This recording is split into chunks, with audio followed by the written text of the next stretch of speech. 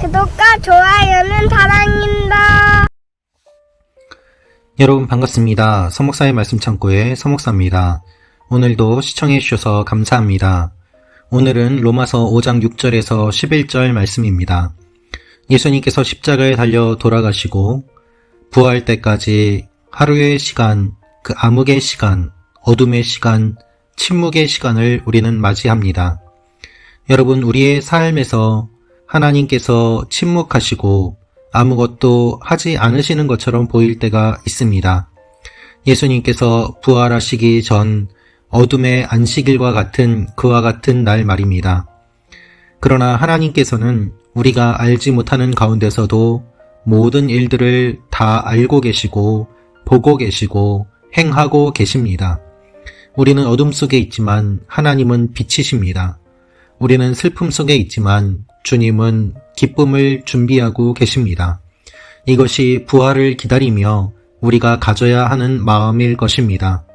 어둠 가운데 있는 분들, 우울과 슬픔과 절망 가운데 있는 분들, 주님께서 오늘 우리에게 주시는 말씀으로 위로를 받으시기를 축원합니다. 6절부터 말씀입니다. 우리가 아직 연약할 때 그리스도께서는 작정된 시기에 경건하지 않은 사람을 위해 죽으셨습니다. 바울은 로마서를 통하여서 예수님의 죽음을 설명하고 있습니다. 여러분, 어떤 사건이 일어난 것을 어떻게 해석하느냐는 매우 중요합니다. 바르게 해석할 때에 그 사건의 진정한 의미가 우리에게 다가오기 때문입니다. 똑같은 사건을 보면서도 잘못된 해석을 한다면 그것은 그 사건의 의미가 퇴색될 뿐입니다. 그리스도께서 십자가에 달려 돌아가셨습니다. 그것이 어떠한 의미가 있습니까? 바울은 이렇게 설명하고 있습니다. 우리가 아직 연약할 때 주님께서 죽으셨다라는 것입니다. 우리가 아직 연약할 때라는 것은 어떠한 의미가 있을까요? 그것은 무기력하고 어찌할 수 없는 한계를 경험하고 있는 상황을 이야기합니다. 여러분, 우리는 모두 다 연약합니다. 그것은 우리의 본질에서 나오는 것입니다. 우리는 죄를 이길 수 없습니다. 우리는 죽음을 이길 수 없습니다. 그래서 우리의 한계를 경험합니다. 우리가 해결할 수 없는 수많은 문제들이 있습니다. 그것을 해결하려고 사람들은 철학과 과학을 동원하지만 그럼에도 불구하고 여전히 해결되지 않는 본질적인 문제가 남아 있는 것은 어쩔 수 없습니다. 그래서 이와 같은 우리의 연약함을 보시고 주님께서는 우리를 위해 돌아가셨습니다. 그런데 우리의 모습은 어떠한 모습이었습니까? 연약할 뿐만 아니라 우리는 경건하지 않은 사람들이었습니다. 우리는 하나님에게서 멀어져 있고, 우리는 하나님과 적대적인 관계에 있고, 우리는 경건하지 않은 사람들이었습니다. 그런데 주님께서 우리를 위하여 돌아가신 것입니다.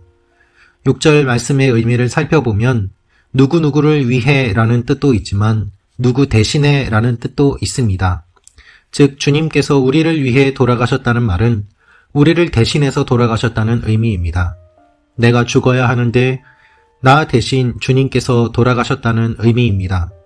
죄 없는 주님께서 돌아가심으로 말미암아 죄인이었던 우리가 살아났음을 하나님은 말씀하고 계십니다. 이 세상은 어떠한 사람들이 있을까요? 7절부터 말씀입니다. 의인을 위해 죽는 사람은 거의 없고 선한 사람을 위해 과감히 죽는 사람은 간혹 있기는 합니다. 그러나 우리가 아직 죄인이었을 때 그리스도께서 우리를 위해 죽으심으로 하나님께서는 우리에 대한 그분의 사랑을 나타내셨습니다. 우리가 어떤 물건을 살 때에 가치를 보고 대가를 지불합니다. 이 정도 금액이면, 이 정도 가치 있는 물건이라면 하고 속으로 생각하고 그 물건을 사는 것이 우리의 일상적인 모습입니다. 가치 없는 물건이나 대상에 많은 가치를 쏟아붓는다면 주위에서 보며 어리석다고 이야기를 할 것입니다.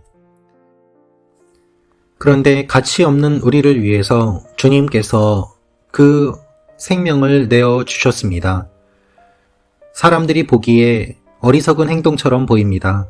그러나 하나님께서는 우리를 위해 예수 그리스도를 십자가에 못 박으셨습니다. 왜 그렇습니까? 그것은 사랑 때문이었습니다.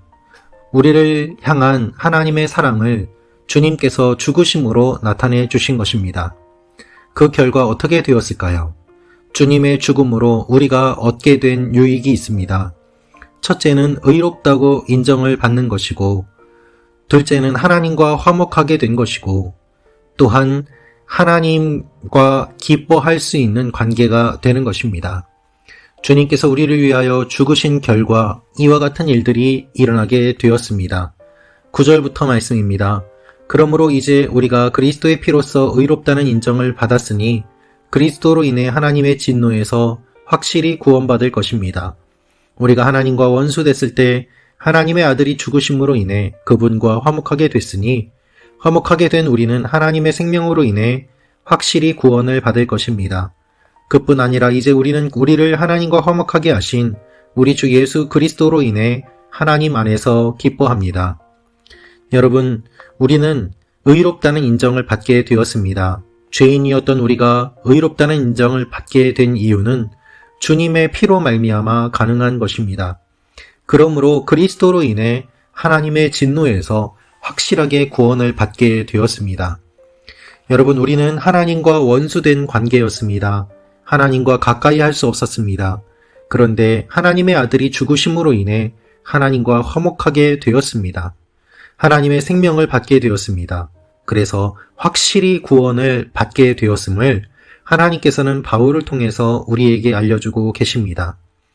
죄인이었던 우리가 하나님과 화목하게 되었기 때문에 우리에게 주어진 결과는 기쁨입니다. 이 기쁨은 예수님으로 인한 것이었습니다. 우리 주 예수 그리스도로 인해 하나님 안에서 기뻐합니다. 이렇게 고백할 수 있는 이유는 바로 주님께서 십자가에 달려 돌아가셨기 때문입니다. 여러분, 주님의 죽음이 우리의 기쁨이 되고 주님이 채찍에 맞으심으로 우리가 나음을 입게 되었습니다. 주님이 우리를 위하여 돌아가심으로 말미암아 우리가 살아나게 되었습니다. 이것이 얼마나 놀라운 은혜입니까? 그래서 주님의 십자가와 주님의 부활은 하나님의 놀라운 신비요, 무엇과도 바꿀 수 없는 사랑이요, 그리고 우리가 알 수 없는 놀라운 은혜입니다. 그리스도의 십자가와 부활이 기독교의 핵심인 이유, 우리의 전부인 이유가 바로 이것입니다.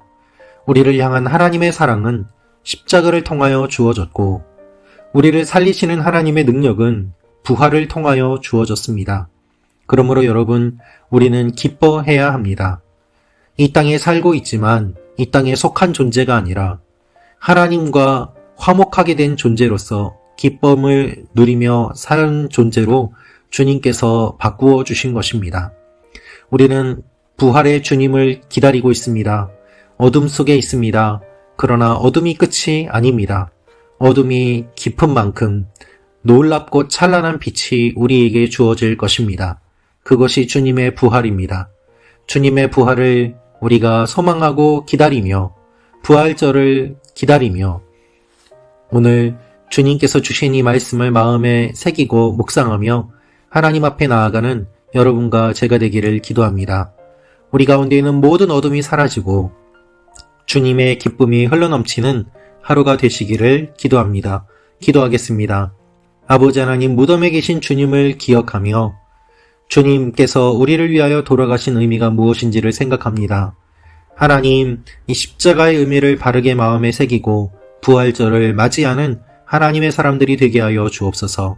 말씀 참고 가족 한 분 한 분을 축복하여 주시고 주님의 영광이 나타나게 하여 주옵소서. 예수님의 이름으로 기도합니다. 아멘.